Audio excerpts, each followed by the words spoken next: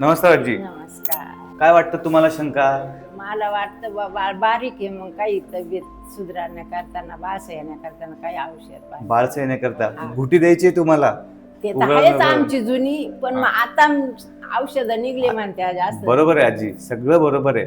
पूर्वीच्या काळी तुम्ही आम्हाला घुटी देऊनच मोठं केलं, आमचं काही वाईट नाही झालं. नाही. पण पूर्वीच्या काळी तुमच्या बरोबर जशी गोष्टी मिळत होत्या ना तशा आता मिळत नाही. मग त्याच्यात सगळ्या भेसळीचं युग आहे आजी. हा. त्याच्यामुळे तुम्ही बाळाला चांगल्या याच्याने काहीतरी द्यायला जाल, मध चाटवायला जाल, घुटी द्यायला जाल, पण मग त्याच्याने त्या आता बाळाला त्रास होईल. मी तुम्हाला सांगतो काय करायचं. 6 महिने पूर्ण होईपर्यंत स्तनपान करणं हे सगळ्यात मोठं ते आहे. महत्वाचं आहे. हे बाळासाठी तर अमृत आहेच, आमच्या आईसाठी पण वरदान आहे. आमच्या काळात काहीच नव्हते, फक्त डिलिव्हरी झाली की शिळे भाकरी खाऊन सनी दूध येत होतं. पण तुमच्या काळात तितकं अन्न पौष्टिक होतं, त्याच्यामध्ये तितके सगळे रसायन फवारलेले नव्हते. गावठी होते. आता तिला सगळं तुम्ही खाऊ द्या. आता तुम्ही गळ्यात माळ घातली, त्याच्यामुळे मी तुम्हाला अंडी सांगू शकत नाही, तर तुम्ही मलाच मारायला जाता आता. नाही ना. ठीक आहे, तिला व्हेज खाऊ. नॉन व्हेज अंडी सगळं खाऊ द्या.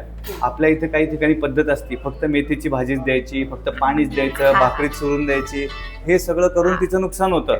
आणि झालं बाळाच्या बाळसाचा प्रश्न, आईचं दूध जितकं पिल ना तितकं ते बाळ इतकं गुटगुटीत होईल. 15 दिवसानंतर तुम्ही मला भेटायला या परत आणि सांगा की बाळसं आलं की नाही. येईल ना. पण बाकी मग तुम्हाला शेक, तेल, मॉलिश जे काही करायचं, इतके दिवस ते करून कधी काही नुकसान झालं नाही. तुम्हाला जे वाटेल ते सगळं करा. फक्त काही काही गोष्टींमध्ये जिथे वाटेल तिथे आमचा सल्ला घ्या.